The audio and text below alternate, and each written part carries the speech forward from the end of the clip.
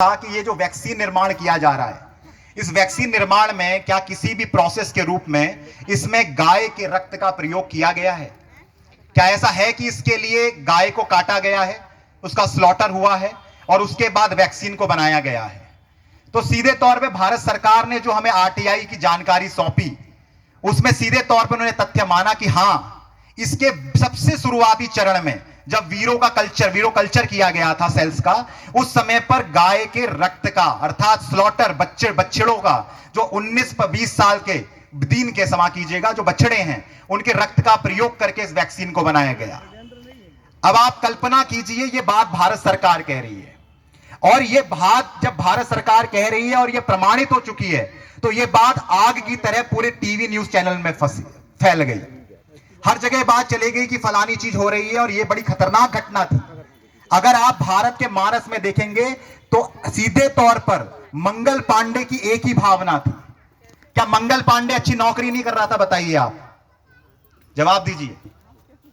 और मेरा आपसे कहना है, हम यहां पर प्रश्नोत्तरी कर रहे हैं। मैं आपसे कोई बात बोलूंगा तो आपने जवाब देना है उसका, क्योंकि अगर मैं केवल बोलता रहूंगा तो एक विषय को सुनना है, लेकिन क्या वो घुस भी रहा है जानना तो जाए। तो मैं आपसे पूछना चाह रहा हूं, क्या मंगल पांडे अंग्रेजों के नौकर नहीं थे? तेज बोलिएगा।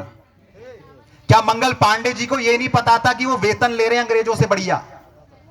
क्या मंगल पांडे आपसे हमसे बेहतर जिंदगी नहीं जी सकता था उस समय पे? क्या उसको उस समय वहां की सरकार पेंशन अलॉट नहीं करती अगर वो उनकी सेवाओं पे लगा रहते? लेकिन पता है घटना आपने सामने इतिहास में पढ़ी है, मंगल पांडे के संग वही घटना घटी जो उस आरटीआई में इस देश के सामने अंकित हुई थी। वो घटना यही है कि मंगल पांडे को पता लगा जिस चरम का कारतूसों को वो मुंह से खोलते हैं उसमें गाय का चरम लगा हुआ होता है, और सीधे तौर पे मंगल पांडे ने इसका विरोध किया और मेजर ह्यूसन के 3 गोली सीने पे उतार दी और भारतीय इतिहास में 1857 के नाम पे पहली क्रांति खड़ी कर दी। आप सोचिए, बिल्कुल वही घटना देश में आज घट गई हो। आज हमारी शिराओं पर गाय का रक्त डाल दिया गया हो। आपको विकल्प देना चाहिए था। भारत सरकार हो या कोई भी सरकारें हो, सबका यह नैतिक दायित्व बनता है कि आप बताइए लोगों को कि आपके शरीर में हम क्या डाल रहे हैं। और सबसे गजब की बात सुनिए आप, इसके बाद आरटीआई तो लगाई थी हमने कोरोना के वैक्सीन पे, लेकिन जो प्रमाण निकाले सरकार ने वो और भी खतरनाक थे। आपस में इस आरटीआई को, जो आरटीआई केवल राजीव भाई के अनुयायियों ने, गौभक्तों ने लगाई यहां पर, उस आरटीआई को सीधे तौर पे कांग्रेस और बीजेपी बना दिया गया, अर्थात पार्टियों के आधार पर बांट दिया गया, क्योंकि सत्य को सामने नहीं रखना है, भ्रम को खड़े कर देना चाहिए। और इस भ्रम में क्या होगा कि जनता गुमराह कर दी जाए। और उस यही काम करा सरकारों ने, मीडिया ने मिलकर। सोर्स के पास नहीं गए, जिसने आरटीआई लगाई उस व्यक्ति के पास कोई मीडिया नहीं आई, उससे नहीं पूछा गया कि अफवाह तूने क्यों फैलाई है। आखिर सबसे बड़ा दोषी वो व्यक्ति है जिसने आरटीआई को रिवील कर दिया। लेकिन बड़ी चतुराई के साथ ये सब चीज किया गया और पूरी मीडिया इस पर एकदम से दोफाड़ कर बोलने लगी और विषय का विषयांतर करके इस बात को कहीं और लेकर गए। लेकिन तब तक सरकार ने एक दूसरे पे आक्षेप करना था तो ये कहा, जो पुरानी सरकार थी, जिस समय पे पुराने समय पे वैक्सीन बनी थी, तो जो पोलियो की वैक्सीन हमने लगाई, जो मीसिल्स की वैक्सीन हम लगाते हैं, उन सब में भी तो हम गाय के रक्त का प्रयोग करते हैं।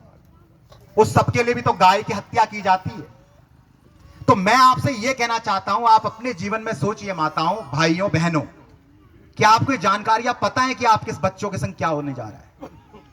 मैं अगर केवल यह बात करूं कि मंगल पांडे ने जिस आस्था के कारण वहां विद्रोह खड़ा कर दिया था, वो आस्था छोड़िए, आप अपने आप में आज तो वो दिखाई नहीं देती, लेकिन आपके बच्चों के संग हमारे डीएनए को कैसे विकृत किया जा रहा है।